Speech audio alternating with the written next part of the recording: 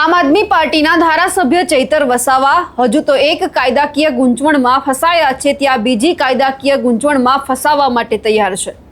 આ વાત અમે એટલા માટે કરી રહ્યા છીએ કારણ કે ગઈકાલનો દિવસ કે જ્યારે ચૈતર વસાવા સહિત 9 જે આરોપીઓ છે તેમને જ્યારે 7 વર્ષની સજા સંભળાવવામાં આવી છે અને હવે બીજો એક કેસ હવે તૈયાર છે કે જ્યારે ચૈતર વસાવાને હવે ક્યાંક જે કોર્ટ છે તેમણે તેડું મોકલ્યું છે। હવે આ કયા કેસની વાત છે અને શું ચૈતર વસાવા હાજર રહેશે કે ફરીવારે ચૈતર વસાવાની સામે કોઈક નવો કાયદાકીય સકંજો ઘડાવવા માટે તૈયાર છે તેમની ચર્ચા કરવી છે।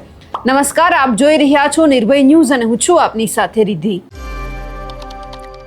આમ આદમી પાર્ટીના ધારાસભ્ય ચૈતર વસાવા નર્મદા જિલ્લા પંચાયત જે રીતે એમણે જીતી મહેનત કરી, ક્યાંક ભારતીય જનતા પાર્ટીને આ ક્યાંક સહન ન થયું। આવી ચર્ચા આદિવાસી વિસ્તારની અંદર હરેક વ્યક્તિ કરી રહ્યા છે।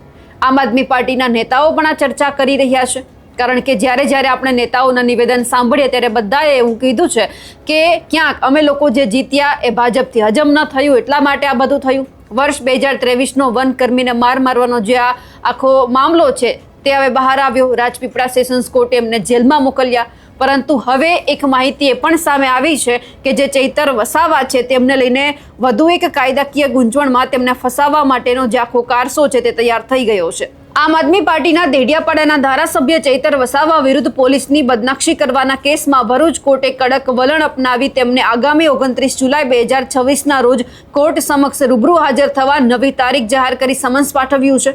અગાઉ કોર્ટે 23 જૂનની નોટિસ છે તે ઇસ્યુ કરી હતી, પરંતુ તેની બજાવણી ન થઈ શકતા નવી તારીખ આપવામાં આવી છે।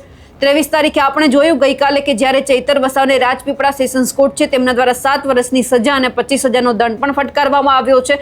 હવે આ એ જ તારીખ હતી કે જ્યારે એમની જે આ બજાવણી થવાની હતી પરંતુ ન થઈ, એટલા માટે હવે એક નવી તારીખ પડી છે।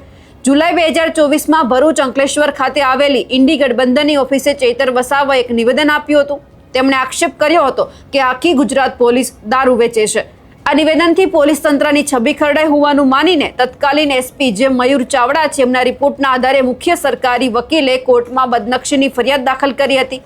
ચીફ જ્યુડિશિયલ મેજિસ્ટ્રેટ સમક્ષ સરકારી વકીલ દ્વારા કરવામાં આવેલી કાનૂની રજૂઆતોને ગ્રાહ્ય રાખવામાં આવી છે।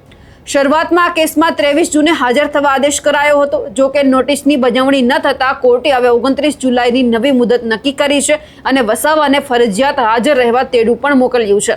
ભરૂચની કોર્ટે આ મામલે સ્પષ્ટતા કરતા ધારાસભ્ય ચૈતર વસાવાને 23 જૂનના રોજ કોર્ટમાં રૂબરૂ હાજર રહેવા માટેનું તેડું મોકલવામાં આવ્યું હતું। પોલીસની છબી ખરડાવવાના પ્રયાસ બદલ થયેલી આ કાર્યવાહીથી રાજકીય અમલમાં પણ અત્યારે ગરમાવો જોવા મળ્યો છે। પણ ગઈકાલે ભરૂચ કોર્ટમાં તેઓ હાજર થાય અને બજાવણી થાય જેમને એમની નોટિસ આપવામાં આવી હતી એ બાબતે, પરંતુ એ પહેલા જ તેમને રાજપીપળા સેશન્સ કોર્ટે સજા ફટકારી દીધી છે।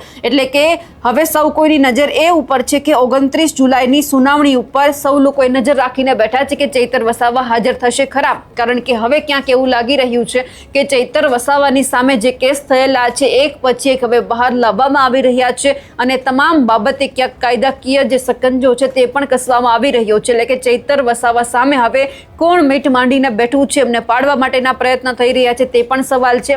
કાયદો કાયદાનું કામ કરે છે, કાનૂની પ્રક્રિયા બધી છે જે અત્યારે ચાલી રહી છે, પરંતુ એ જોવાનું છે કે આમ આદમી પાર્ટી ચૈતર વસાવા માટે ક્યાં સુધી ઊભી રહે છે, ક્યાં સુધી એમની પડખે રહીને લડત આપે છે। પણ હવે આ બધાની વચ્ચે પણ જોવાનું છે કે જ્યારે 23 જે જૂનની તારીખ હતી અને સમય દરમિયાન જ્યારે રાજપીપળા સેશન્સ કોર્ટમાંથી એમને જ્યારે સજા સંભળાવવામાં આવી છે અને હવે તેઓ 7 વર્ષ માટે ક્યાંક એમને જેલની સજા પડી ગઈ છે, પણ આ બધાની વચ્ચે પણ જોવાનું છે કે તેઓ ગુજરાત હાઈકોર્ટમાં જાય છે, તેઓ ક્યાંક અરજી કરે છે અને શું તેમને પોતાનું ધારાસભ્ય પદ છે પાછું મળે છે, તેમને લઈને પણ અત્યારે સૌ કોઈની નજર છે। પણ ખાસ હવે એ જોવાનું છે કે તેઓ 29 જુલાઈએ હાજર થાય છે તો પછી હવે આ કેસની અંદર નવી શું સુનાવણી થાય છે અને શું એમને સજા મળે છે કે પછી કોઈ આમાં નવો જ વળાંક આવે છે। અમારા અહેવાલને લઈને આપનું શું માનવું છે કમેન્ટ કરીને ચોક્કસથી જણાવજો। સાથે જ અમારી નિર્ભય ન્યૂઝ ચેનલને લાઇક, શેર અને સબસ્ક્રાઇબ કરવાનું ભૂલશો નહીં। નમસ્કાર।